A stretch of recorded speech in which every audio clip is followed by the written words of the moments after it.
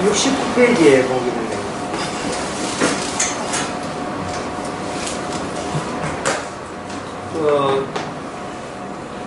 예수님께서 빈문 위에서 하나, 둘, 셋, 넷, 다섯, 여섯 번, 일곱 번째, 여섯 번. 예수님께서 빈무덤과 십자가만 덜렁 남겨놓고 모든 이의 시선을 뒤로 하고 하늘로 사라져버렸다.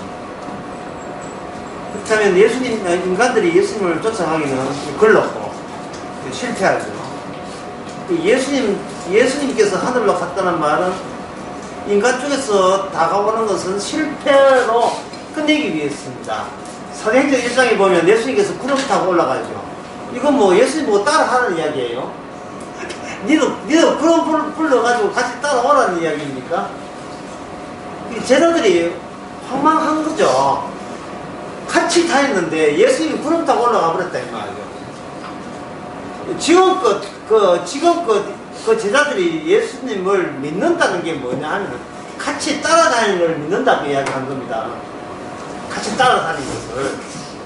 만약 어느 교회 그 당회장 목사가 있는데 그 교인들이 그 목사를 좋아해요. 근데 그 당회장 목사 같이 교인들하고 기도 올라가가지고 혼자 구름 타고 올라갑니다.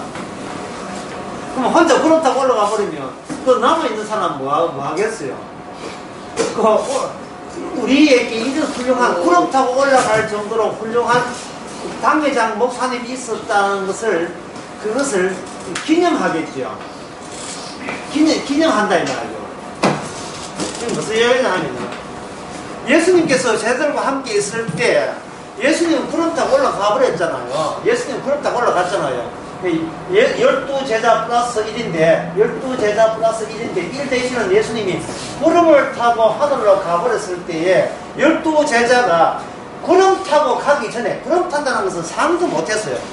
12제자가 예수님과 하는 방법은 뭐냐면 같이 있는 것, 이 세상을 같이 거리는 것, 이 방법을 그들은 뭐라고 하냐, 이걸 믿음이라고 본 거예요. 믿음, 헌신, 순종, 추종 이런 걸 봤는데 예수님이 덜렁 구름 타고 올라가 버리면 예수님이 제자들은 자기도 구름 타고 올라가야 되잖아요. 이번에 수련할 때 나오겠습니다. 똑같은 방식이 뭐냐 하면 엘리야와 엘리사 방식입니다. 엘리야 시체가 있습니까 없습니까? 엘리야 시체가 없어요. 하늘에서 불 수레가 와가지고 불가마가 와가지고 태워서 하늘로 가버렸다 이 말. 근데 엘리사는 뭐냐면 우리 스승 엘리야가 하늘로 갔다는 걸 아는데 같은 선지 학교 같은 동기생들은 그 말을 믿지를 못하는 거예요. 시체를 찾는데 사흘 동안 시체를 찾았어요. 못 찾았습니다. 시체가 없어요. 결국 이거는 뭐냐, 12제자고 컴퓨터한 예수 사이에 결국 뭐가 성대냐 하면 이거 실패라는 게 성대다. 예수님을 늘 같이 있는 예수님이 떨어졌으니까 따라 붙여야 되는데 따라 붙이기 실패한 거예요. 그럼 따라 붙이기 실패한다면 같이 있는 것을 그들은 정상적인 관계라고 봤는데 지금은 구름 타고 올라가 버렸으니까 이게 정상적인 관계가 아니고 그리고 이게 또 실패로 끝났으니까 그럼 12제자 이거 어떻게 하면 좋겠어요? 그래서 사람들은 특히 철학자들이나 안 믿는 사람들 또 신학자들도 이야기합니다. 신학자들 자체가 안 믿는 사람들이에요. 그 사람들은 뭐냐면 그 위대하신 스승을 기리기 위한 기념적인 사고방식을 가지고 이런 훌륭한 분이 계셨다는 것을 널리 전파했다는 거예요. 이거는 뭐냐 하면은 불교에서 석가모니가 죽고 난 뒤에 거기에 남아있는 그 제자들이 석가모니의 그 교훈과 그리고 그 가르침이죠. 그 돈 닦은 거 그것을 기념하면서 종교를 하나 만들어내는 게 있는데 그게 바로 불교. 처음에는 소승불교가 가는 거죠. 나중에 이제 중국 가면 중국으로 나눠지면서 대승불교, 소승불교 나눠지는 거예요.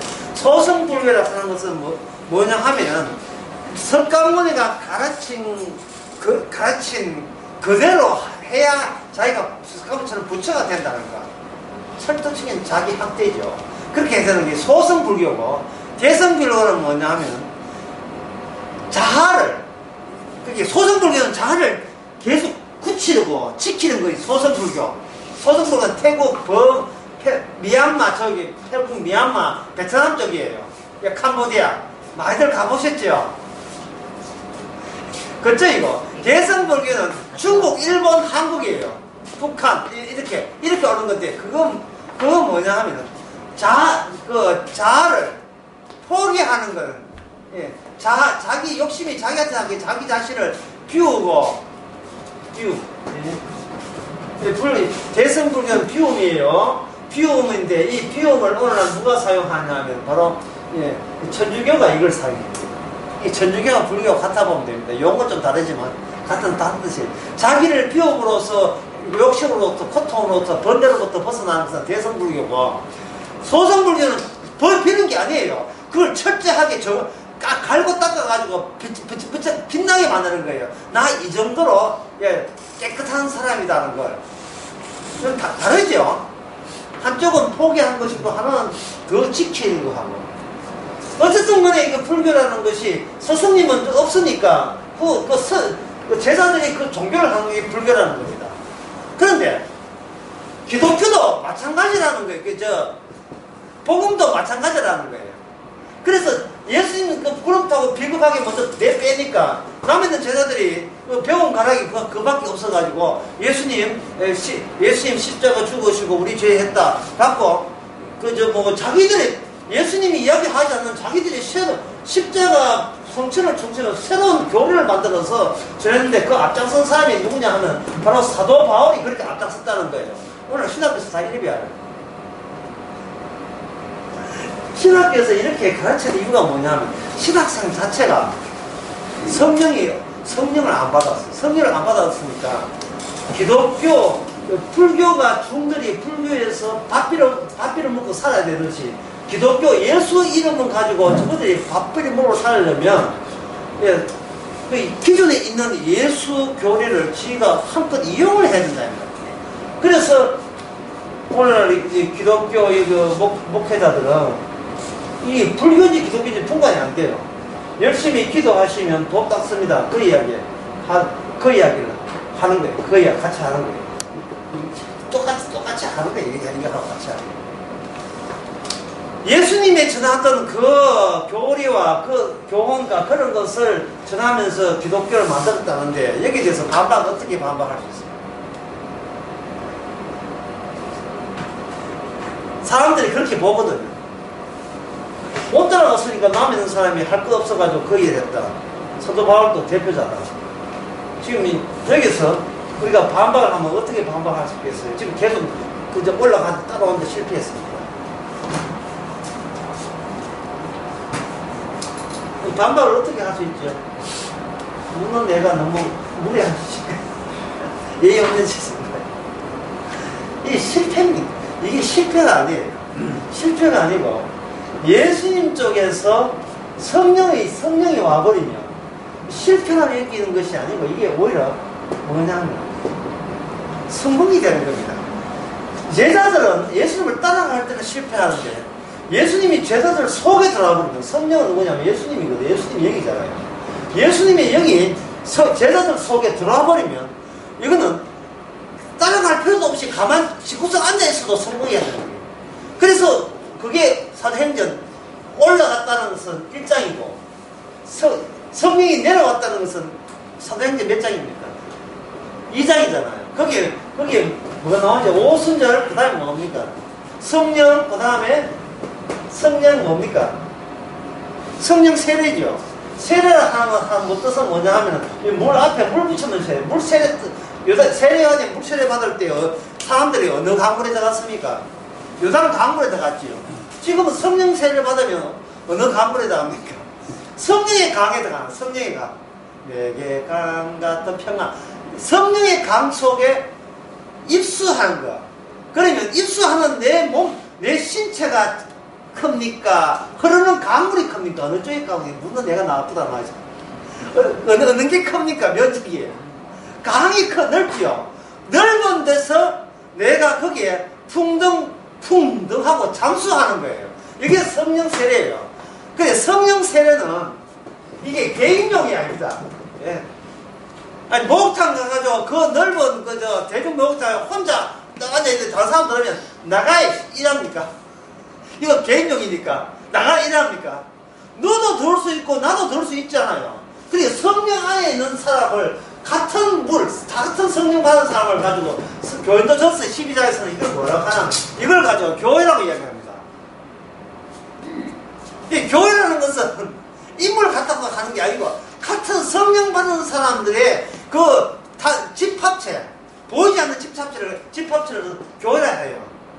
그러니까 이 성령이거든. 주님께서 보내줘서 이렇게 성령이라는 요단강물, 성령 요단강물 이렇게 쉽네요. 요단강물 같은 역할이 성령인데 성령 안에 교회 성도가 이게 들어가버리면 교회가 되는데, 따라서 교회는 무너질 수 있을까요? 없을까요? 안 무너지죠. 교회가 실패가 있을까요? 없을까요? 없지요. 그럼 뭘 걱정합니까? 이 교인들이나 목사가 뭘 걱정해야 돼요? 걱정할 거 있습니까? 없습니까? 없지요. 고민할 게 없잖아요. 두세 사람이라도 전 세계에 퍼져 있는 요단강물에 그 욕조에 같이 담겨 있는 게 교회인데, 지금 눈앞에 있는 교인이 2명이나 한들 3명이나 한들 500명 왔다가 3명 남아도 그건 상관없는 거예요. 3명 남아도 교회고 1000명 남아도 교회예요. 1000명 남을 일은 그게 없죠.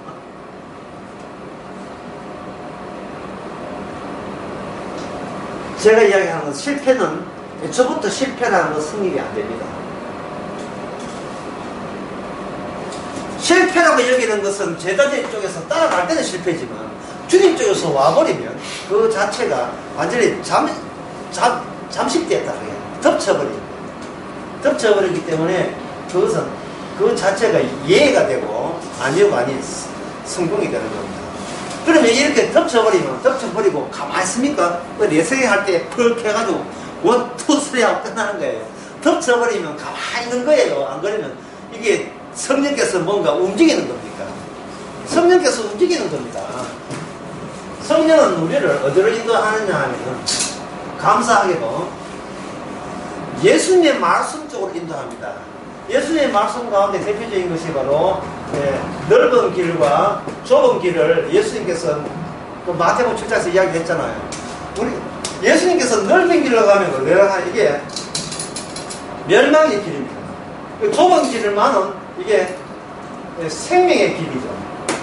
찾는 사람이 없고 찾는 사람이 많은데, 자, 성령이 여기 왔습니다. 성령 오게 되면 자기 백성을 좁은 길로 인도하겠죠. 좁은 길. 자, 그러면 여기서 우리 아이가 좁은 길이 무슨 길이냐 하는 거예요. 좁은 길은 사람들이 찾는 길이 좁은 길이 아니고 예수님 가신 길이 좁은 길이에요. 찾는 쪽이 좁은 길을 한다면 어디로 기어 올라가야 되냐 하면 지리산 쪽이나 뭐 태백산, 예? 진짜 택배도 못 오는, 진짜 택배 못 온다 하면 진짜 기쁜 곳이에요. 택배도 없고 주소도 없고 와이파이 안 터지는 거, 그것에 가야 구원받습니까? 아무 찾는 일이 없으니까. 그래서 기도원 하나 십자 품어놓고 올라면 오고 말라면 말하는 식으로 그렇게 하면 그게 영생 가는 길이에요.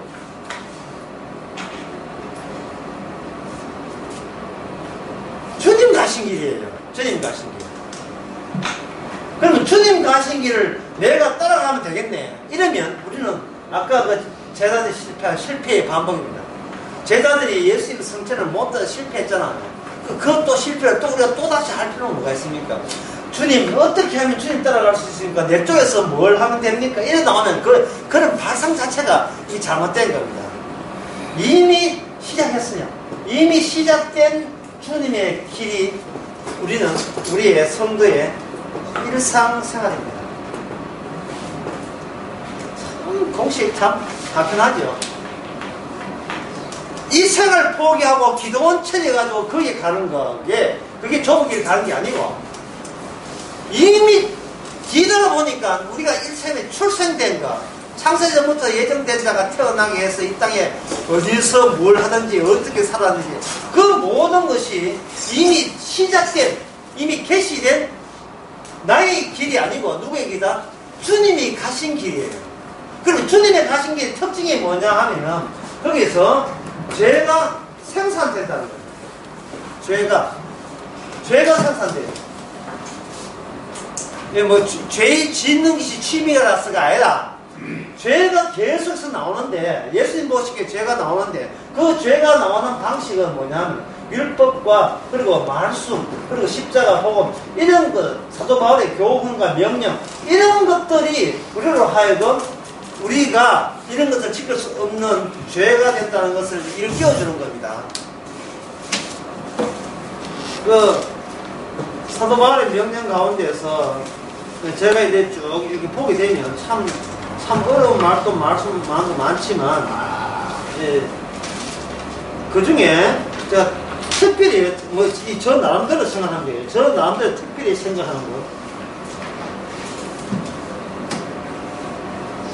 여기도 또 음성도 안 듣긴다고.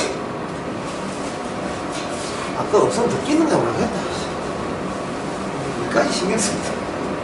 디모데후서 3장에 보면, 디모데후서 3장에 보면 우리가 이 세상 살면서 죄 안 지을 수가 없을 정도로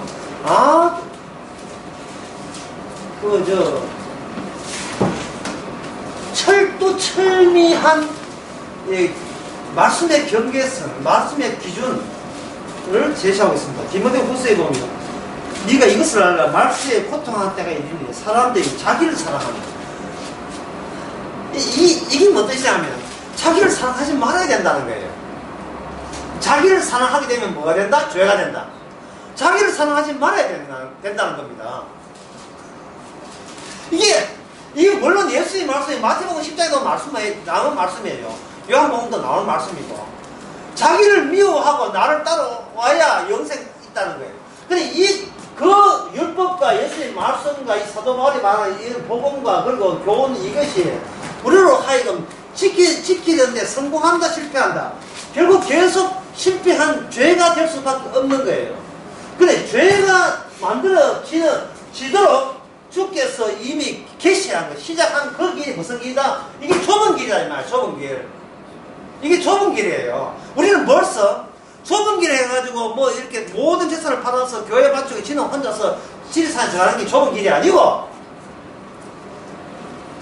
성경 말씀에 입각해서 우리가 나에게 나올 어떠한 의라는 것, 내 행함으로 어떠한 의를 이룰 수 없다는 것을 계속해서 두고 확인시키고 그걸 점검해내는 것, 체크하는 것, 그게 바로 주께서 인도하는 좁은 길입니다. 왜냐하면 주님께서 어떤 주님이냐 하면은 우리 보고 체크하시는 주님이야. 우리 보고 나무라는 주님이 아니고, 제가 빠른 걸 할게요. 세상 죄를 지고 가시는 어린 양이잖아요. 누가요? 예수님이. 그러면 어린 양 역할을 하려면 뭐가 성취해야 됩니까? 세상 죄가 있어야 되죠. 그래서 세상 죄를 지어가는 어린 양은 오직 자기 백성 성도를 통해서 마음껏 표출하겠다는 것이 하나님의 계획입니다. 내가 어떻게 구원받는가는 우리 계획이지만, 그런 것은 주께서 이따구로 그거는 확 택해버리고, 나는 너를 사용해서 세상 죄를 지어가는 내가 어린 양이라는 것을 드러내는 그러한 바탕으로 삼겠는데, 너의 역할은 뭐냐 하면 세상 죄할 때 죄를 만들어내는 역할, 죄가 생산하는 역할을 하는 건데, 여기는 우리가 죄 진다고 죄가 되는 게 아니고, 율법과 말씀과 이런 복음과 성경의 교훈들을 통해서 우리께 이것도 죄야 하고 죄가 자꾸 나오도록 할 때 이미 그 사람은 영생의 길을 가고 있는 중입니다. 그 다음에 디모데후서 보게 되면 세상에 자기를 사랑하고, 그 다음에 뭐가 되겠어요? 자기를 사랑하고 그 다음에 뭡니까? 크게 이야기해서 크게. 그 다음에 무슨 이야기? 돈을 사랑하게 되고.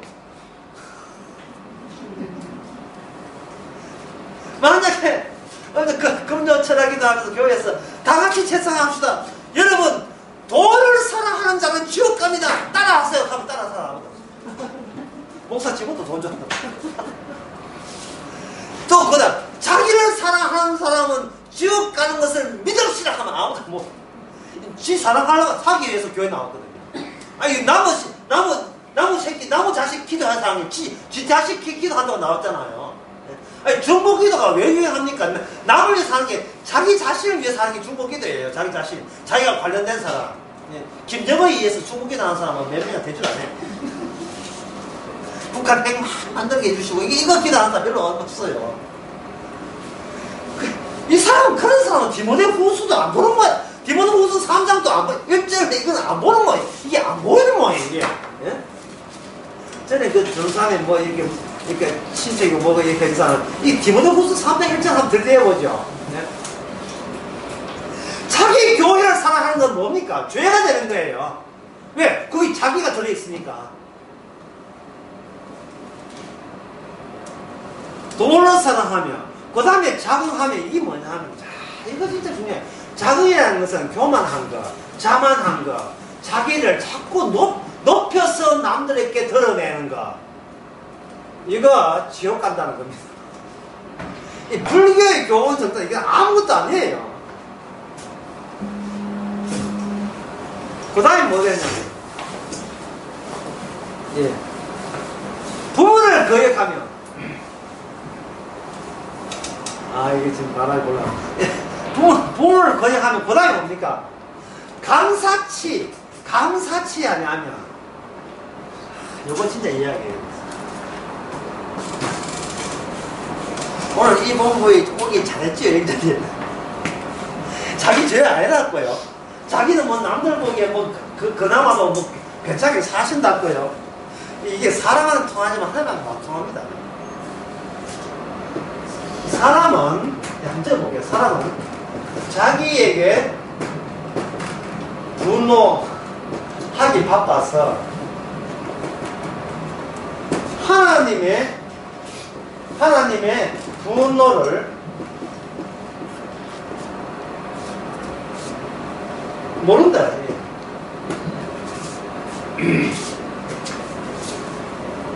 예, 안중에도 없다. 예, 안중에도 없다. 사람은 자기 분노하기 바빠. 자기 분노심 때문에 하나님의 분노를 안중에도 없는 거예요. 하나님의 분노는 디모데 후서 3장 1절에서 막 8절 6절까지 이것 가지고 하나님 분노하고 있거든요. 그런데 우리는 이게 안중에도 없어요. 왜냐하면 자기 분노에 바빠가지고, 자기 분노하기 바빴어요. 그럼 자기 분노가 왜 일어나는가? 자, 여기서 두 가지 이론을 말씀드리겠습니다. 첫 번째 이론은 어제 낮에 낯설게 이야기했는데 그게 너무 어려운 대목이라서 여기서 잠시 풀이를 해드리겠습니다. 두 가지 이론입니다. 인간은 왜 분노하는가? 이 이론입니다. 예, 인간은 왜 분노하는가? 첫 번째는 뭐냐면, 나를 알아줄 단어나 말이 부족했습니다.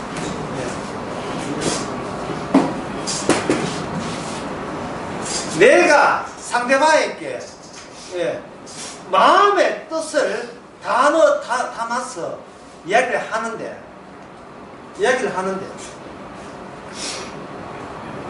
상대방이 상당히 뭐 알아보는 거예요. 그러니까 분노하는 겁니다. 예를 들면 외손녀가 밥을 줄줄 흘리고 있습니다. 그 엄마가 야, 밥 흘지 말고 똑바로 먹어 라고 단어를 사용했죠. 밥이란 단어 먹을 때는 흘리지 말고 단어에 있는 단어 다 동원했어요. 똑바로 먹어 했는데 외손녀가 뭐 하겠고 진짜 흘러났어요. 자, 그럴 때 기쁩니까? 분노가 일어납니까? 분노가 일어나죠. 내 뜻을 저쪽에서 전달하고 반드시 분노가 어디서 일어나는가? 이거는 새로운 하나의 이론입니다.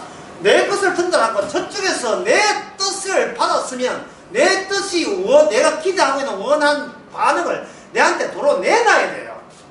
그렇지 않으면 우리는 분노하네. 그 갭 때문에, 그 거리 때문에 분노한다 이 말이죠. 문에다가 문 고장 난다고 뭐 테이프를 붙이다는데 그걸 뜯어버렸어요. 뜯지 마세요 이렇게 하니까 뜯으니까 분노가 일어나고, 뜯지 마세요 하니까, 뜯지 마세요라는 말을 저쪽에서 모아들어가지고, 도로 큰 소리 치지 말고 또 분노하고 있는 거예요. 그 인간이 평소에 분노하는 이유가, 예? 촛불 집부터 텔레비전 마찬가지지만, 왜 분노합니까? 왜 니는 내 뜻을 수도 못 알아듣느냐, 이 말이에요.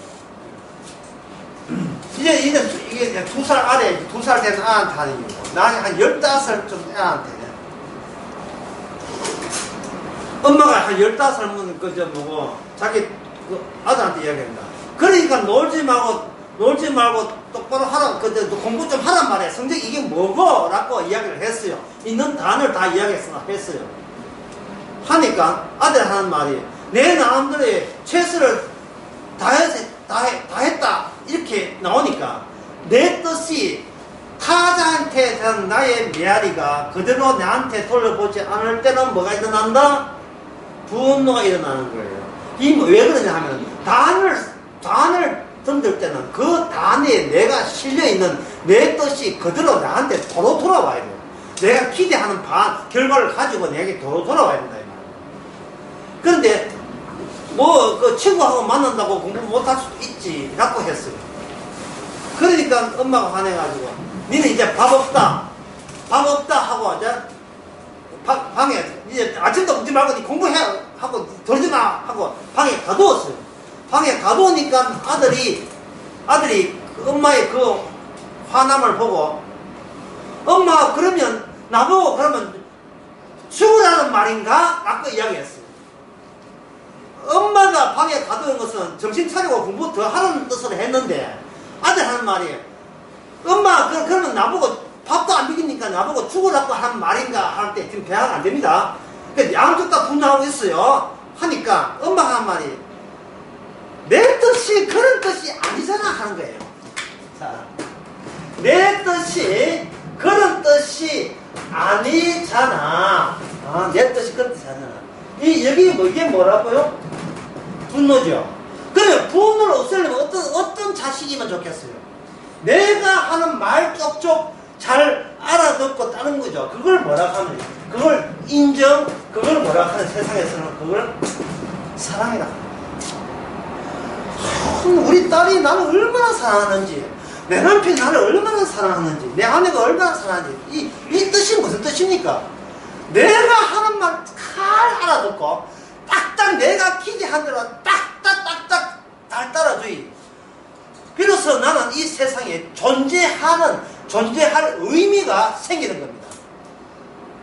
이게 분노의 한 가지 이론입니다. 여기 이론. 이 이론을 어제 낮 설교에 내가 언급했어요.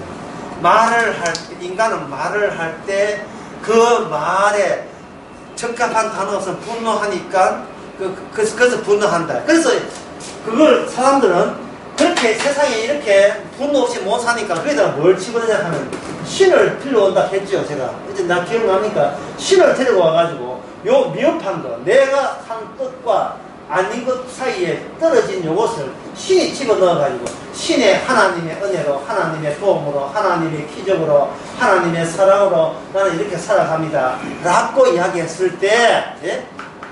나는 하나님의 도움으로 구원받고 하나님의 은혜로 삽니다 라고 했을 때, 그래서 하나님께 감사합니다 할 때 이것이 복음이냐 아니면 종교냐 이렇게 물은 거예요. 어제 낮에. 네? 그게 복음이냐 종교냐 물은 겁니다. 이게 종교일까요 복음일까요?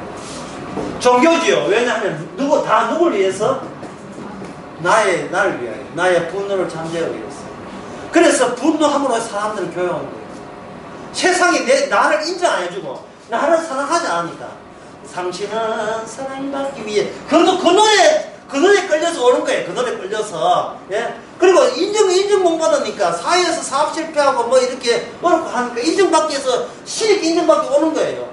나는 그대로인데 거기다가 내 미흡함을 맞아 채우기 위해서 신을 집어넣고 신 가지고 가동시킨다 했어. 어제 단어를 선정할 때 가동한다는 말은 뭔가 엔진이 안 돌아가 픽pik할 때는 뭘 기름 치고 이러면 돌아가잖아.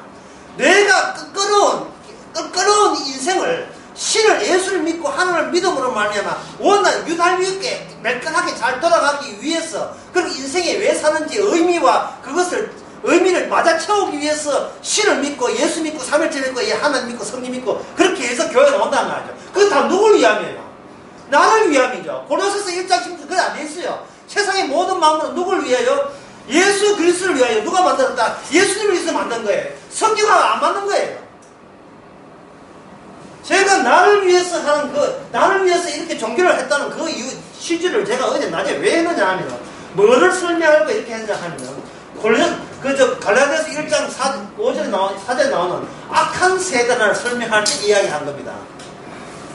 악한 세대라고 성경에 나와 있는데, 사람들은 악한 세대를 자기 빼놓고 다 악한 세대래.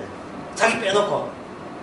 그러면 안 되잖아. 이 성경이 자기 빼놓고 어딨어요? 나중에 그 갈라디아 1장 8절은 설명할 때 할 겁니다. 사람을 기쁘게 하는 것은 난 그리스도 종이 아니라 했어요. 그러면 나를 기쁘게 하는 하나님은 하나님이 아니다. 그 말이에요. 그게 그 말이에요. 그리고 우리가 그동안 수십 동안 이 종교에 익숙하다 보니까 복음은 들을 기가 없어요. 종교에 익숙하다 보니까 신은 좋은 부인데 내가 이렇게 신에 순종해서 했구나. 그러면 신을 믿으면 내 인생은 잘 돌아가겠지. 전부 다 자기 위주예요. 고린도서 1장 26절은 그런 것은 들어보지도 못했어요. 모든 것이 그리스도를 위해 하는 것은 들어본 적도 없어요. 안 믿는 사람입니다. 다른 교회는 모르요. 그래서 뭐라 했습니까? 피로서 이 종교에 빵꾸 내라 했잖아요. 제가 저슬이 방향 이야기했죠. 꿈에서 나온 처녀 귀신이 다시 돌아갈 때 어디로 간다? 꿈으로 돌아가듯이 없는 데서 만들어야 돼. 내가 구원받는 나는 없어요. 왜? 구원받을 타이 안 돼. 없는데 구원받을 인간을 주께서 친히 만들어내시는 겁니다. 그게 악한 세대에서 모두 다 악한데 예수님이 자기 몸을 들여서 자기 몸으로부터 새롭게 시작한 게 나타난 게 있는데 뭐냐? 자기 성도예요. 통대구알을 뭐라 합니까? 네? 명란젓이죠. 자, 명란젓은 어디서 만들어지죠? 통대구에서 만들어지죠. 예수의 몸에서 뭐가 나온다? 예수님의 천국 갈 자기 백성이 명란젓처럼, 저희 명란처럼 거기서 주께서 채로 잉태하는 거예요. 그게 성령으로 잉태하는 거예요. 그게 거듭남이라 하는 겁니다. 육으로 나는 것은 육이고, 그 다음에 뭐로 나야 됩니까? 성령으로 의해서 태어날 때, 그게 성도입니다. 참, 내가 말을 하면서도, 이게 믿기 만한 이야기를 제가 늘어놓은 게 아니거든요. 이런 이야기 하면 불편해 하는 사람들이 있어요. 하지만, 내가 사람을 좋게 하기 위해서, 이런 성경에 나오면 왜곡할 수가 없어요. 그걸 충분히 이해해 주시기 바랍니다. 자기를 위해서 살겠다고 버티는 사람에게는 이런 말이 먹혀들지는 않습니다.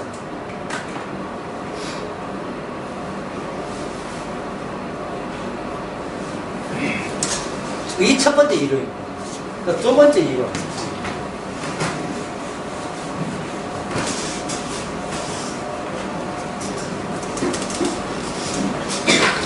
첫 번째 이론에서 사람들은 뭐를 빠뜨리냐 하면, 왜 세상은 내 뜻대로 있고 돼야 될 필요가 뭐가 있어?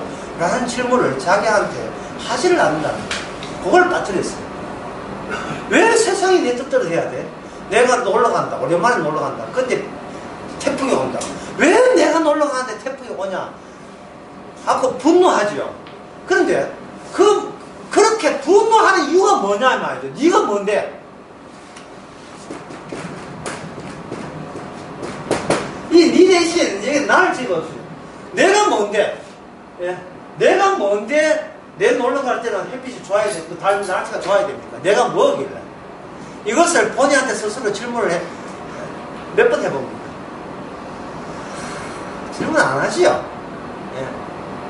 내가 뭔데 이 세상에 왜 태어나야 되고, 내가 뭔데 왜 살아야 되고, 내가 뭔데 나는 안 죽어야 되고, 나는 건강해야 되고, 나는 잘 행복해야, 돈이 많아야 되고, 내가 뭔데?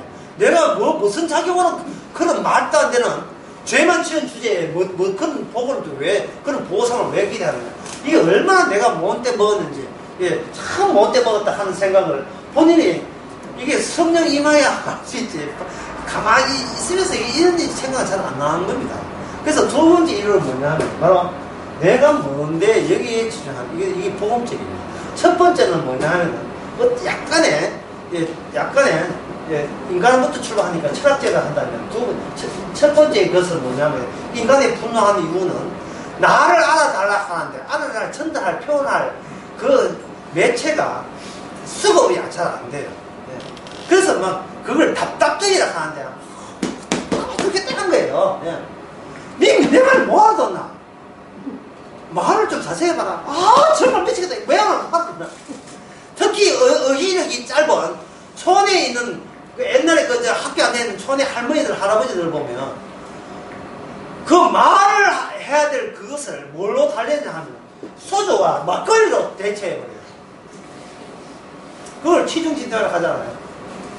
말로 안 되니까 모르겠어 우리 술을 먹자 이거거든요. 사람이 그만큼 인간은 말을 통해서 자기를 표현하는 이유가 남이 인정해 줄 때만 내가 된다는 것이 형성되어 있죠. 남이 인정해 줄 때 나는 나갑다는 것이 그게 악한 세대에 빨려들어서 그래요. 그래서 혼자 배우자 주고 혼자 살면 참 힘들어요. 왜? 나를 인정해 주고 사랑해 준 사람이 없기 때문에. 그런데 두 번째는 뭐냐면 왜 내가 사랑받아야 되죠? 왜 내가 남한테 인정받아야 되죠? 그런 억지가 어디 있어요? 왜 세상은 나 중심이어야 하느냐? 그 이유가 1번에는 빠져있어요. 2번에서는 그걸 채워줍니다. 인간의 분노하는 이유는 창세기 4장입니다. 창세기 4장에 보면 가인이 분노하죠. 가인이 분노해서 누굴 죽입니까? 동생 아벨을 죽입니다. 그런데 그 분노의 이유가 누가 개입했어요. 처음부터 형이 동생을 못 잡아 죽이고 싶은 게 아니고 사이 좋은 사이였어요. 근데 그 사이 좋은 사이를 누가 어떤 일을 벌리니까 형은 갑자기 동생을 죽이게 됐습니다. 거기에 누가 개입을 하냐면 바로 사탄, 악마가 개입했고 악마가 개입하도록 환경을 조성한 분 누구냐 하면 바로 하나님인데 어떤 하나님이냐 하면 약속의 하나님이 여호와입니다. 여호와 하나님이 괜히 동생의 제사는 받고 형의 제사를 안 받아보는 말미암아 완전 형제지간에 풍지박산되고만 하나님이 가만히 놔두면 괜찮아요. 둘 다 받으면 둘 다 받든지 아니 안 받으면 둘 다 안 받든지 사람을 이렇게 차별시킨 거예요. 편애라는 말이죠. 편애. 한쪽을 사랑하고 한쪽은 그냥 무덤덤해 있는 게 아니고 한쪽을 사랑했다는 말은 곧 한쪽은 뭐다? 내가 니를 미워한다는 뜻이에요. 미워한다는 뜻. 그러니까 이거는 창세기 4장에서 뭐냐면 하나님께서 개입해서 생긴 게 뭐다? 바로 분노입니다. 분노. 하나님께서 개입해서 분노예요. 그러면 이 분노가 일어나는 쪽은 하나님께 미움받는 쪽인데 그럼 하나님 쪽에서 사랑받는 쪽은 누구냐? 아까 제가 아벨이라고 했죠.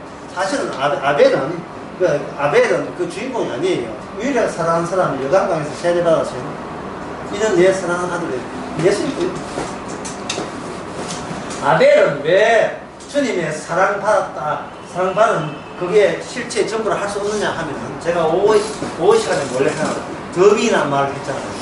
더빙 하려면 일단 화면에 소리가 하나도 없어야 됩니다. 화면은 그 소리가 없어야 되고 그 다음에 여기서 소리를 입히는 겁니다. 성우가 입혀야 되잖아요. 원래 아벨의 배경은 예수님이에요. 예수님이고 아벨은 그냥 더빙에 불과한 겁니다. 인생 자체가 예수님을 더빙해는 자기 인생이 아니고 예수님과 연관된 본인의 인생이 아니고 주님에 의해서 파생된 인생이죠. 그걸 예수님의 정의라고 하는 겁니다. 베드로가 아무리 예수를 배반해도 뒤돌아보면 다 예수를 위해서 예수님이 준비한 인생이에요. 뒤돌아보게 됩니다. 자기 인생이 없어요. 아벨이 돌 맞아 죽었는지 쳐 맞아 죽었는지 어떻게 맞아 죽은지 모르지만 그 아벨이 죽었다고 해서 아벨이 그러다지 그러니까 화내거나 자기 인생을 슬퍼하거나 노고해서는 안 되는 겁니다. 왜냐하면 본인이 책임질 인생이 아니잖아요. 본인이 가만 있다가 얻어맞았거든요. 하나님이 내 제사 안 받았으면 안 죽었어요. 하나님이 개입해가 죽었다고요. 이게 오늘 그 내용이 하는 주제인데, 이 페이지를 보면, 70페이지 봅시다.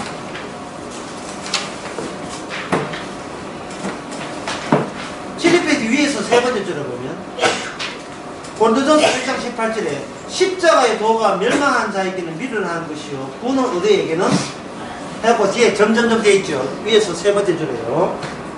일부러 점점점 했는데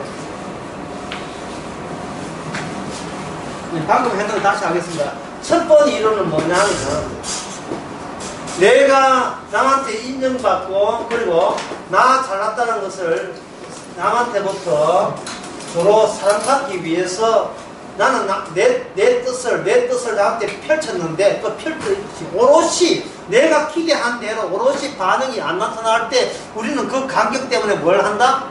분노한다.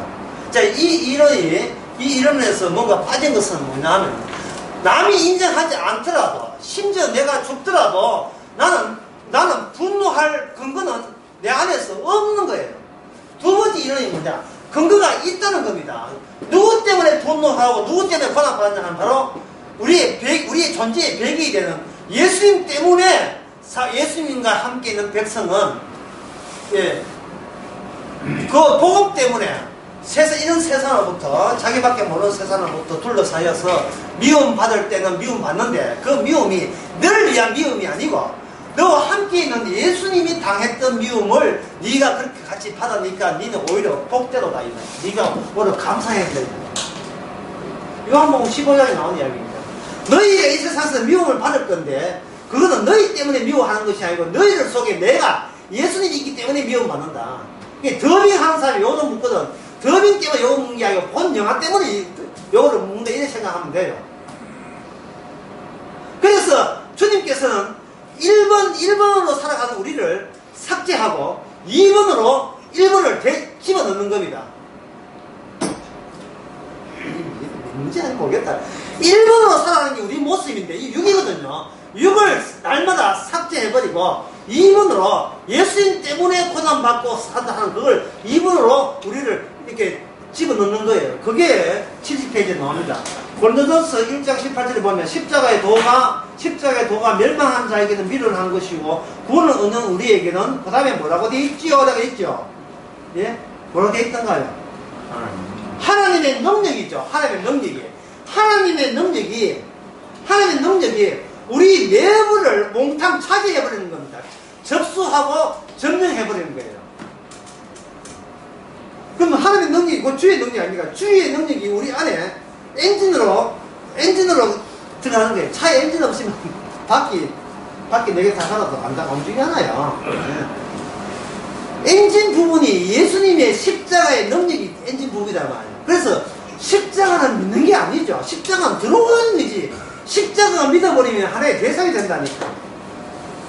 이것도 얼마 전에 어느 강의에서 했는 건데 이 대목도 이제 좀 함축이 되어서 어려우니까 제가 다시 하겠습니다. 이 설교 시간 했어요. 욕망이라 하는 것은 항상 앞에 있는 걸 뭐로 본다 했습니다. 하나의 대상으로 본다 했죠. 욕망이 이게 저는 어디 했는데 수요를 했는가. 충동이라 하는 것은 나를 잠식하고 덮치는 거예요.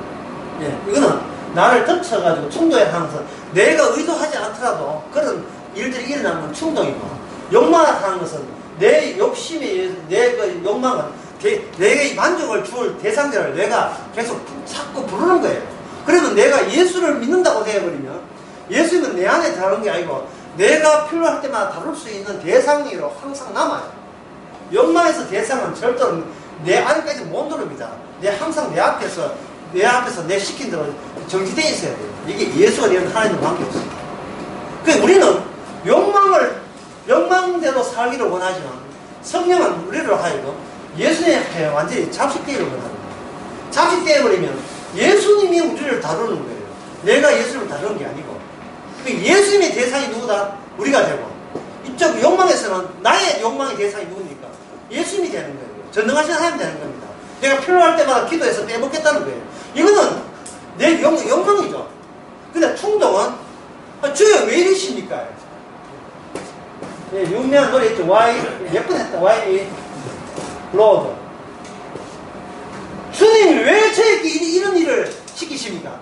이게 충동이에요. 예? I believe. 이거 뭡니까? I believe. 내가 믿겠습니다. 이거는 뭡니까? 누구를? 예수는 제사를 내가 믿겠습니다. 그러니까 내 탓하지 마세요. 내 건드리지 마세요. 내 믿는 건 다 믿고 순종하는 다 순종할 테니까 시킨대로 할 테니까 이건 내가 아끼고 있는 나는 건드리지 마세요. 이게 바로 욕망이에요. 처음에 제자들 그래서 계속 수요일날 욕망에서 시작하지 않으면 충분할 수 없다. 처음에 제자들은 어때였습니까? 예수님을 믿었다 했지요. 처음에 예수님을 자꾸 믿었잖아요. 그래서 모든 걸 바쳐 따라다녔잖아요.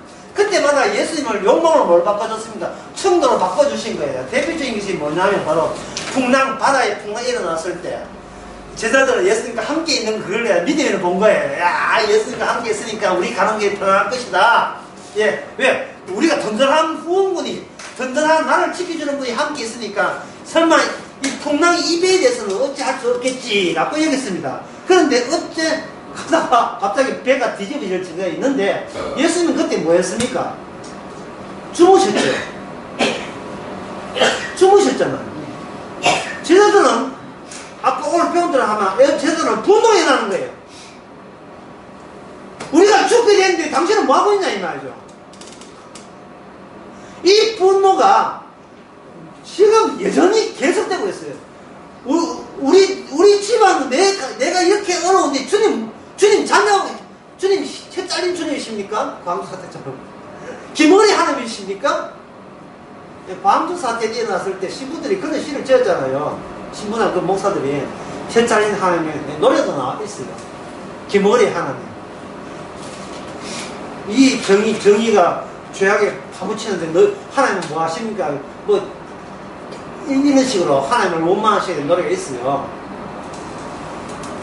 그게 누구의 분노를 자기 자신을 위해서 살아간 인간들이 존경합니까? 그걸 보면 기독교 천주교라는 게 이게 얼마나 이단인지 아시겠죠?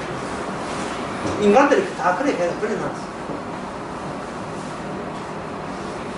그거 가지고 뭐가 자기 정치적인 힘을 구축하려고 합니다. 고통받는 하나님, 가난한 자의 하나님, 없는 자의 하나님. 그래가지고 뭐 하겠다? 정권을 완전 뒤집어 엎으겠다. 예수님이 이용해가지고 정권 교체하겠다는 겁니다. 이 정치적 바도 상황이 안 되는데.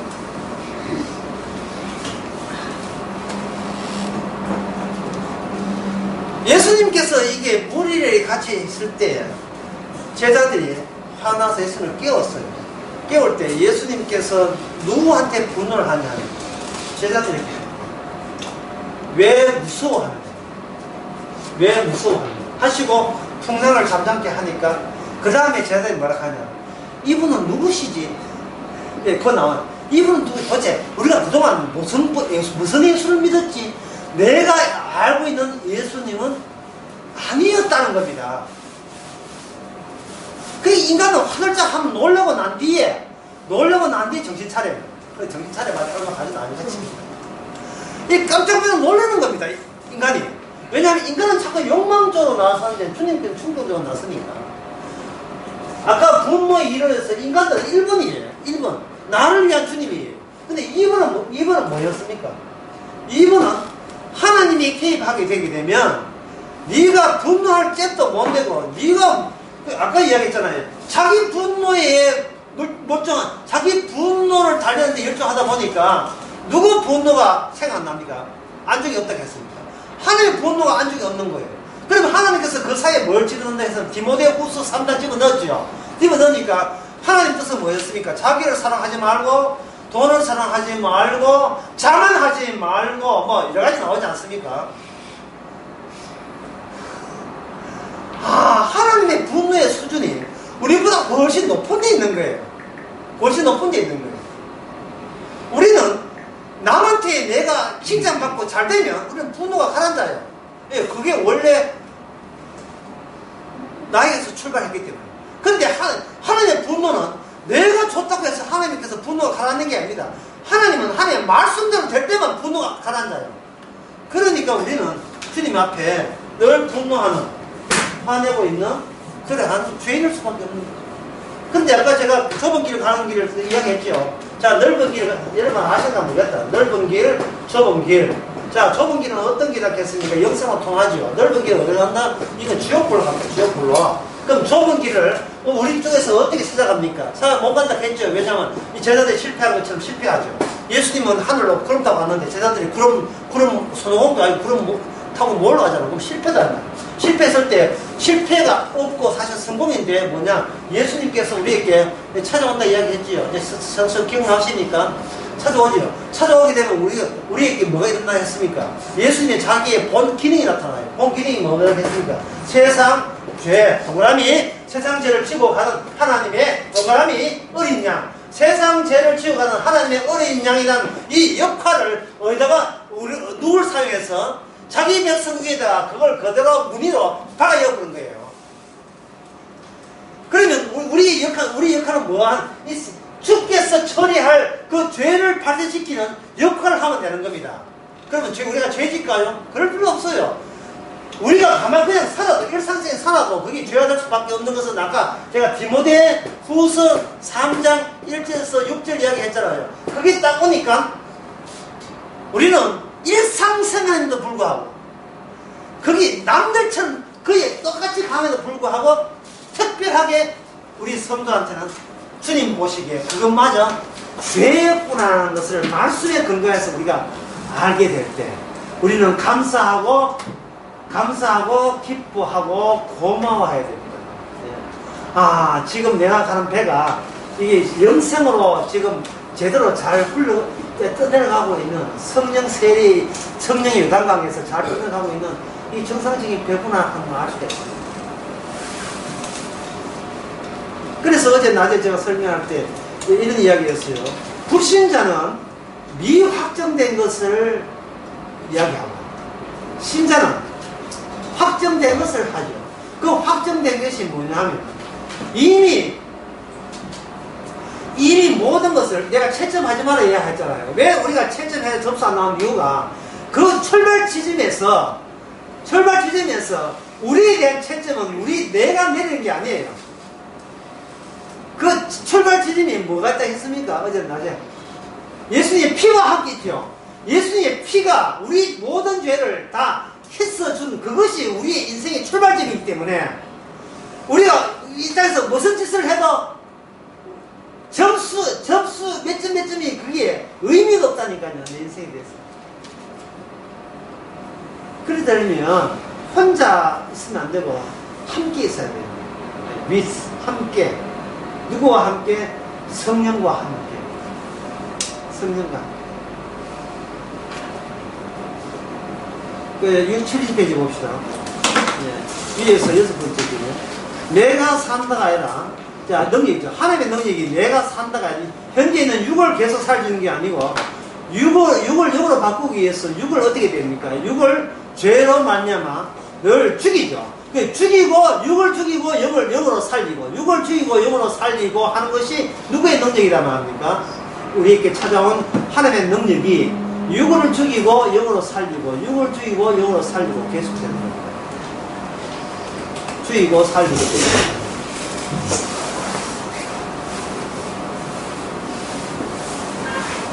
그런데 만약에 그게 자 여기서 좀 설명이 필요하겠죠.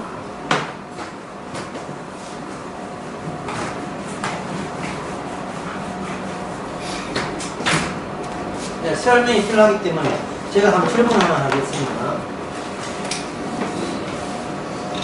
1번 진노하는 나, 분노하는 나를 성령이 옵니다. 성령이 오게 되면 1번에서 2번으로 바꿔주잖아요. 2번은 뭐라 했습니까? 하나님의 개입으로 우리는 예수 억울한 그런 분노를 받고 산다. 우리는 덤이한 존재니까. 성령이 이렇게 오게 되면 우리 육을 뭐 한다면 육을 방금 죽이다 했지요. 예. 실제로 그렇습니다. 왜냐하면 성경에 나오잖아. 난 날마다 죽고 내 안에 누가 산다? 그리스도 산다. 예수의 죽으심을 짊어지면 내 안에 누가 한다? 생명이 나타난다. 이게 전부 다 있는 이야기니까 제가 지낸 이야기 아닌 것을 좀 가만히 지켜야 합니다. 그러니까 성령을 육을 죽인다 할 때 이 죽인다는 말이 무슨 뜻이냐는 거예요. 성령이 뭐 손에 힘이 있어가지고 잠에다가 답답해. 이게 죽이는 겁니까? 성령이 육을 죽이는 방법이 뭐냐 이 말이에요. 제가 지금 묻는 게 성령이 육을 죽이는 방법이 뭐냐. 지금 육을 죽인다는 말은 죽은 육으로 노출시킨다는 말. 죽은 육은 이미 죽어버린 육이에요. 죽인다는 말은 지금 살아있지만 차츰 죽인다는 말이 아니고 애초부터는 육은 하나님 보시기에 죽은 존재다. 이게 죽은 존재라는 말은 저주받는다, 저주의 대상 또는 심판의 대상. 성령이 오게 되면 곧 예수님이 오신 거예요. 예수님이 왔을 때 예수님 자신과 비교해 볼 때 우리의 모습은 이미 죽은 거예요. 왜냐하면 예수님은 아버지를 알지만 우리는 아버지를 모르잖아요. 그러니까 이거는 우리가 죽은 거예요. 죽었는데 예수님과 아버지의 마음이 성령을 통해서 우리 안에 들어와 버리면 그 마음이 들이 있음으로써 우리는 비록 육은 죽지만 영으로는 살리라. 영으로 살. 우리 마음에 예수님과 아버지 아는 마음이 우리한테 들어와요. 그러면 그 마음이 어떤 마음이냐 하면 아버지가 원하는 자를 아들이 살린다는 그 사전에 창세전에 약속이 있습니다. 약속이 딱 들어와 버리면 주님께서 예수님이 자기 숙제를 하기 때문에 아버지가 내게 주신 자를 하나도 잃어버리지 않고 마지막 다 살리는 그 작업을 하는데 그 작업의 내용이 요한복음 6장 39절에 나와 있습니다. 요한복음 6장 39절에 나와 있고 맞는 게 무슨 나와? 맞는지 너무 확인해 봐야겠죠. 이제 점점 이 떨어져요. 기르기. 6장 39절에 나를 보내신 이의 뜻을 행하면 나를 보내신 뜻은 뭐냐? 내게 주신 자 중에서 내가 하나도 잃어버리지 아니하고죠. 자, 묻습니다. 예수님이 잃어버리지 아니하고라는 요 실천력, 예수님은 잃어버리지 아니함보다 더 센 힘이 있을까요? 없을까요? 더 센 힘이. 제 질문 이해 안 되십니까? 예수님이 아버지의 뜻을 알아서 나는 잃어버리지 않겠다는 이 결심과 이 실천력을 꺾어버릴 더 힘센 세력이 있느냐 이 말이에요. 없지요. 없잖아요. 그러면 성도가 걱정할 게 있어요 없어요? 없지요. 세상에서 가장 힘센 분이 지금 작업을 하고 있는데 방해할 자가 없지요. 해방 놓을 자가 없지요. 어떤 경우라도 실패로 끝날 가능성은 전부 하나도 없지요.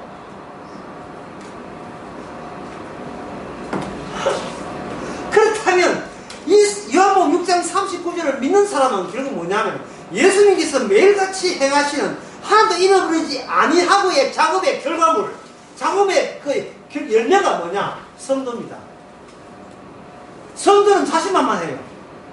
내가 성도 만드는 게 아니기 때문에, 내가 성도 되기 위해서 보태준 게 없기 때문에 내보다 더 힘이 세고 내보다 더 완벽하고 내보다 더 결정타를 날리신 예수님이 자기 사람을 친히 만들어 나가시는데 누가 여기서 토 달고 이 달고 방에 공짜하고 엎어뜨리고 잡아뜨리고 할 수 있는 그런 예수님보다 더 힘센 세력이 어디 있어요? 아무도 없잖아요.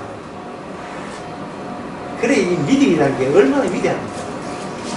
예수님이 하시는 일을 믿는 게 믿음이거든. 내가 하는 일을 믿는 게 믿음이 아니고 예수님이 하시는 일을 믿고로 말미암아 우리 안에서 뭐가 나오냐 하면 주님이 이렇게 하나도 잃어버리지 않는 일을 작업을 벌고 계셔. 이것을 예수님의 작업을 정언하면 되잖아요. 그게 바로 성도 할 일이잖아요. 그래서 이걸 요한복음에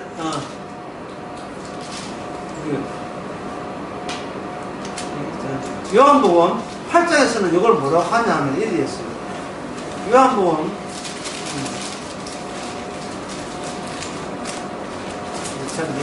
참 죄송합니다. 예. 내가 지금 정신 요한복음 6장 29절에서 방금 제가 이야기하면 이렇게 한번 읽어보세요. 요한복음 6장 29절.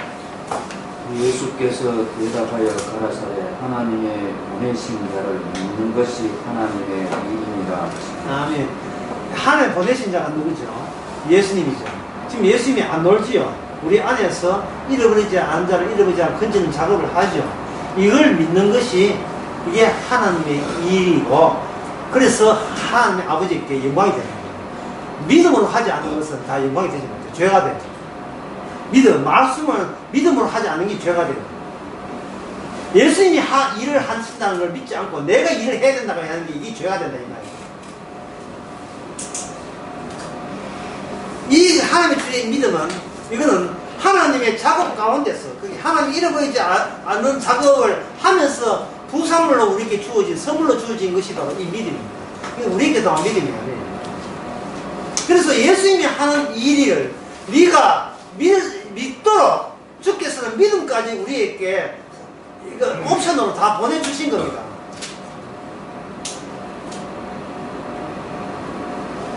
요한복음 6장 65절 봅시다. 또 가라사대 이름으로 전에 내가 말하기를 내 아버지께서 오게 하여 주지 아니하시면 누구든지 내게 올 수 없다, 이렇게 되어 있죠. 하나님이 지금 굉장히 바쁘고 일을 벌리고 계시는 거예요. 자, 그렇게 이제 아시고 한번 정리해 봅시다. 성령이 오시면 육을 죽인다. 육은 뭐냐 하면 이미 우리가 죽은 자예요. 육을 어떻게 하면 살아봐야지 하는 그 육은 사실은 이미 주님 보시기에 죽은 모습을 지금 증명하고 있는 겁니다. 살아야지. 어쨌든 살아야지. 내가 힘껏 나한테 인정받고 살아야지 하는 자체가 그게 죽은 모습이고, 그 죽었다는 말은 주님 앞에 저주받을 대상이고 심판받을 대상으로 우리를 노출시키는 작업을 하는 겁니다. 이렇게 노출이 됐다는 말은 안에서 뭔가 밀어냈다는 뜻이거든요. 애들 동화에 보면 그런 게 있잖아요. 저 길 가는 나가네 옷을 어떻게 비길 것인가 하고 바람하고 태양하고 씌워보는데 또 있는데 잊어버렸어요.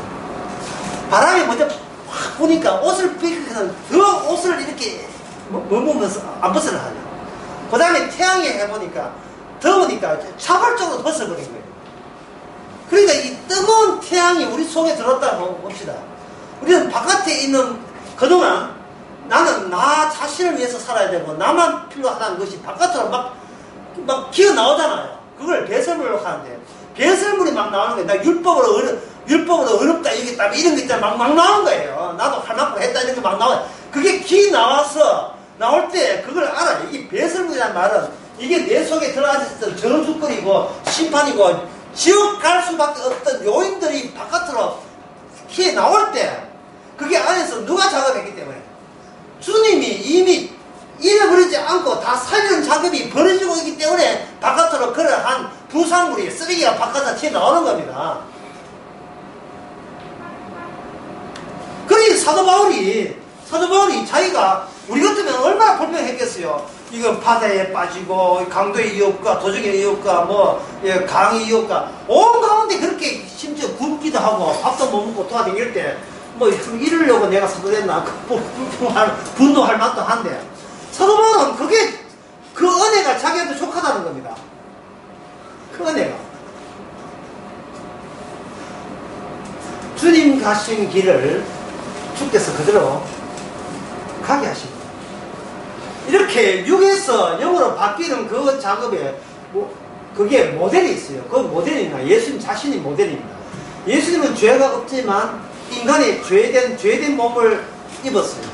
인간이 죄된 몸을 입었으니까 얼마나 배고 고프고 얼마나 고난도 받고 힘들었겠습니까?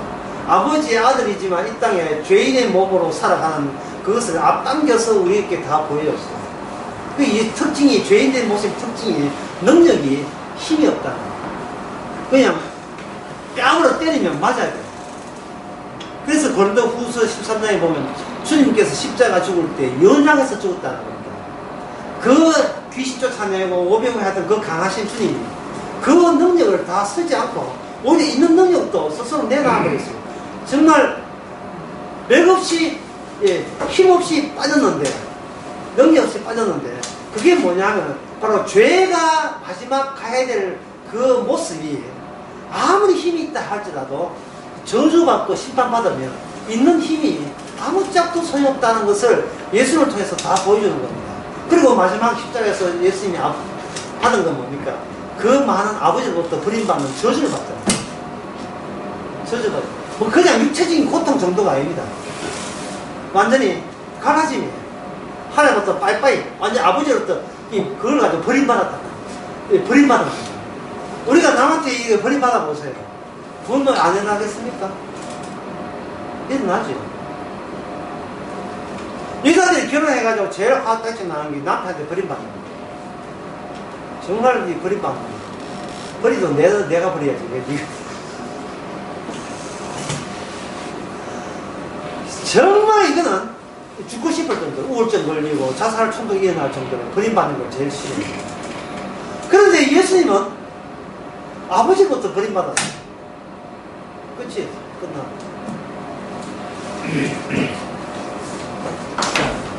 좀 더 약간만 더 해봅시다. 방금 이야기한 것이, 자, 제가 여러분 물어보면 유의 끝은 뭐다? 유의 끝은 버림받는 거. 누구한테요? 누구한테 버림받아요? 아버지 하나님부터 버림받죠. 그래놓고 천국을 가요. 말단 소리. 육을 지냈으면 버림받는 게 마땅한데 무슨 천국을 넣은 겁니까? 천국은 없는 거예요. 육에서는 천국 없는 겁니다. 육에서는 천국이 없는 거예요. 육이기 때문에 버림받는다. 그러면 버림받지 않은 것은 육에서 뭐로 바뀌어져요?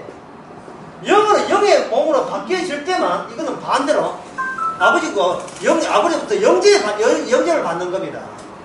따라서 예수님께서 이 땅에 육으로 오신 이유는 예수님이 모든 육의 대표자가 되셔가지고 모든 육을 가진 자는 모두 다 하나님께 버림받고 있고 버림받아도 합당하고 마땅하다는 것을 알려주는 겁니다. 그래서 누가 보면 18장에 그 세리가 감히 얼굴도 모르잖아요. 하늘 쳐다보지 못하고 제가 죄인이다 하잖아요.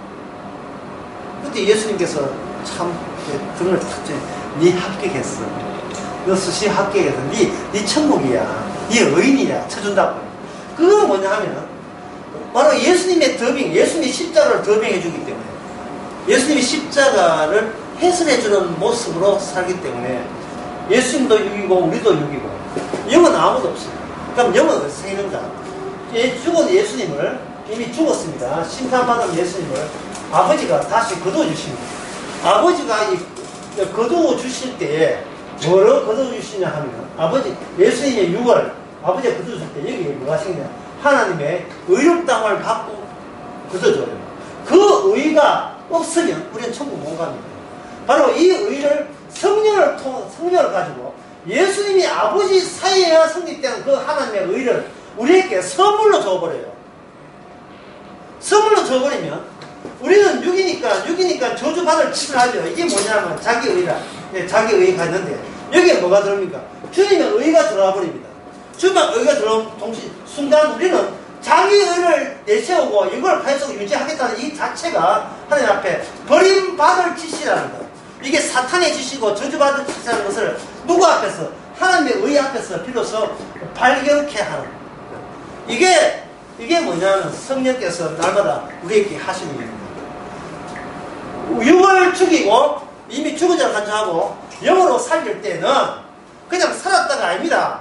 뭐냐면 나의 의로 사는 것이 아니고 누구의 의로 산다? 주님의 의를 전가하기 위해서 주께서는 계속 그런 용도로 계속 살려내는 겁니다. 내가 자랑할 것은 이제 십자가밖에 없다는 것을 계속 자랑하기 위해서 우리를 살려내고 있는 거예요. 설명은 깁니다만은 계속 설명 가운데 계속 무엇이 왔다 갔다 하냐면 죽는다. 예수님이 죽는다는 것이 이게 핵심으로 계속 흐르고 있는 거예요. 마치 보일러 전기 보일러 그 선처럼 그 전임 원래 깔려있는 모든 선에 뭐가 흐르고, 예수 그리스도가 피가 흐르고 있는 겁니다, 피가. 예, 성도는 완료된 것을 증거하기 때문에. 완료된 게 뭐냐면, 예수님의 십자가예요. 거기서 하나님의 능력이 나오니까. 왜 십자가 나오냐? 십자가에서 모든 육의 대표가 아버지 앞에서 유일하게 만나는 접촉 지점이 십자가예요. 육신이 된, 죄인 된 목신이 된 예수님의 그 지점이고, 그 지점에서 비로소 구멍이 뚫려서 하나님의 의가 오직 십자가를 통해서만 흘러나오게 되어 있습니다.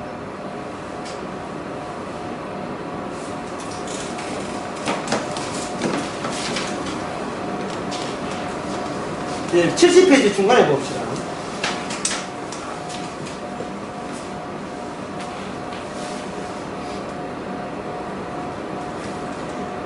예, 새 언약 안에 새 언약 완성에 있지 않냐면, 새 언약 그 뒤에 완성이 중요합니다. 새 언약 안에 있지 않냐면 새 언약 완성입니다. 완성. 반드시 완성이 있어요. 우리가 지금 위알로 있으면 이거는 말도 안 되는 소리예요. 우리는 아직도 뭐 더 해야 될 게 남아있어요. 근데 이 완성됐기 때문에 해야 될 게 남아있지 않습니다. 새언약 완성이 있지 않으면 그동안 내가 왜 살았지? 후무주의에 빠졌는데, 언약 안에 있으면 그동안 여태 살아온 것도 내 힘으로 살아온 것이 아니고 주님의 언약을 보여주기 위해서 계속 살아야, 그 다음에 뭡니까? 살아야, 예, 그 다음에 말 뭡니까? 살아야, 영차 보고 있는 주께서 언약을 보여주기 위해서 그동안 계속, 그 다음에 뭡니까? 살아야 했구나. 있다면 내 인생이라는 게 없고, 누구 숙제예요? 내가 사는 것도 내 일이 아니고 누구 일이냐? 주님께서 살려주고 싶어서 계속 살려주고 있는 거예요. 그동안 우리는 어떻게 오해했냐 하면, 참 내가 악착같이 살았습니다. 내가 참 스무시한테 바지장사 해가면서 자식 키우려고 얼마나 살았는지. 이게 이제 인간 극장 나오잖아. 인간 극장은 나오잖아요. 그게 아니고 언약을 위해서 계속 살아나야 되는 거예요. 이 언약을 위해서 살아나야 된다는 것을 구약에서 그 취지가 담아있는, 집단적으로 그 취지가 담긴 나라가 있는데, 그 나라가 바로 이스라엘입니다. 네, 끝으로 오늘 진도 여기까지 나가고요. 끝으로 이 말 드리고 마치겠습니다. 이스라엘이 뭐냐면, 이스라엘.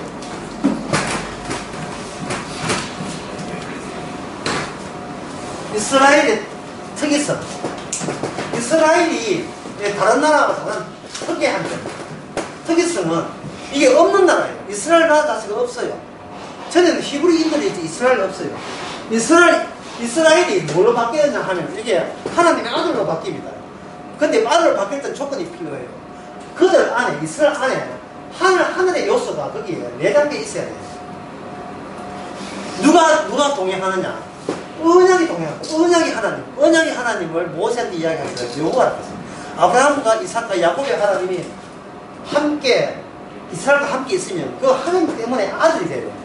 이 말은 이 죄 많은 인간들을 아들 되기 하는 작업을 이스라엘 민족을 통해서 실시한다고 보면 됩니다. 아들. 근데 그 언약의 하나님이 누구와 싸워요? 이방 신들과 싸웁니다. 그래서 10계명 1계명에 나 외에 다른 신이 있지 말라 했고, 그 앞에 무슨 말이냐 하면, 너희를 애굽에서 건져낸 나 하나님 말고 다른 신을 섬기서는 안 된다. 그 말은 뭐냐 하면, 애굽에서 나온 적이 없는 민족은 처음부터 여호와가 없는 민족이기 때문에 처음부터 하나님께서 버림받은, 하나님이 저주하는 유괴 나라가 되어버려요. 이스라엘은 애굽에서 건져낸 그 하나님을 믿음으로 말미암아 애굽에서 홍해를 건너, 홍해를 한 죽음이 아닙니까? 죽음의 바다에서 건너온 그 사건이 계속해서 반복적으로 지속적으로 언약을 통해서 그 사건이 효능과 효력을 발휘하는 그런 나라가 이스라엘 나라예요. 참 특이하죠. 다른 나라는 뭐냐? 칼이 필요하고 창이 필요해요. 제가 어제 오후에 다윗 이야기할 때 하나님께서 다윗 입을 통해서 하나님의 전쟁을 어떻게 하냐 했어요. 뭘 필요 없다? 칼이 필요 없고, 예, 창이 필요 없다 했죠. 나중에 이스라엘 나라는 말도 필요 없어요. 애국에 말도 필요 없고, 창도 필요 없고, 칼도 필요 없다. 그럼 무슨 힘으로 하요? 만군의 여호와의 이름으로 한다. 그게 말이 돼요, 그래. 뭐 있어야 전쟁을 하지. 그런데 하나님께서는 어른 다윗도 아니에요. 의도적으로 소년 다윗을 내세워서 그 어른들, 이스라엘 어른들이 그걸 뜰 때 다윗이 이런 소리 했다고. 할례 언약이 없는데 왜 겁을 냅니까? 할례 언약이 없는데. 할례 받지 않는 민족에서 왜 그렇게 부들부들 떱니까? 이 말은 하나님의 전쟁은 할례 언약대로 진행되는데, 언약대로 진행된다면 저들은 그냥 허수아비예요. 겁주기 위한, 이스라엘을 겁주기 위해서, 이스라엘을 깨우치기 위한 용도로서 앞에 서 있는 3m 30인가 뭐 키가 엄청나게 그 엄청난 장대 같은 사람이 큰 줄은 나가 일대로 붙자 이래 나온 겁니다. 다윗은 뭘 봤냐? 언약을 봤어요. 언약을 봤기 때문에 그 장대 같은 인간의 힘은 전혀 관계 없어요. 다윗이 그냥 언약이 없는 것은 뭐와 같으냐? 지가 평소에 다루었던 짐승하고 똑같은 거예요. 짐승 잡을 때 뭘 잡았습니까? 물맷돌을 하고 잡았잖아요. 휙 돌았습니다. 여기서 물질적으로 얼마나 가속도가 그 계산할 필요 없어요. 왜냐하면 그 골리앗이 원래 이마까지 막도록 되어 있어요. 근데 찾아가는 그 하나님의 손에 의해서 찾아가요. 그것도 두 방 맞아 죽는 게 아니고 단 한 방에 죽도록 하나님께서 골리앗, 허수아비니까 골리앗을 죽도록 딱 한 거예요. 그럼 뭐 뜻입니까? 지금이라도 이스라엘을 한 방에 죽일 수 있는 하나님이 죽음 가운데서 살려주고 있다는 것을 골리앗을 통해서, 소년 다윗과 골리앗의 만남을 통해서 다시 한번 언약 때문에 살려주지 너희들이 이뻐서 살려주는 건 아니라는 것을 깨우치는 거예요. 그게 성경 이야기예요. 그게 이스라엘이죠. 지금 누가 이스라엘입니까? 우리가 이스라엘이죠. 기도합시다. 하나님 아버지, 성경을 백날 봐도 내 자원으로 보게 되면 그게 다 헛바인 것을 이제 알았습니다. 주께서 잃어버린 자를 찾아내시는 그 작업을 자랑스럽게 이제는 마음껏 기뻐하면서 고마워하면서 원 없이 그걸 표현해낼 수 있는 주의 성도 되게 하옵소서. 예수님의 이름으로 기도합니다.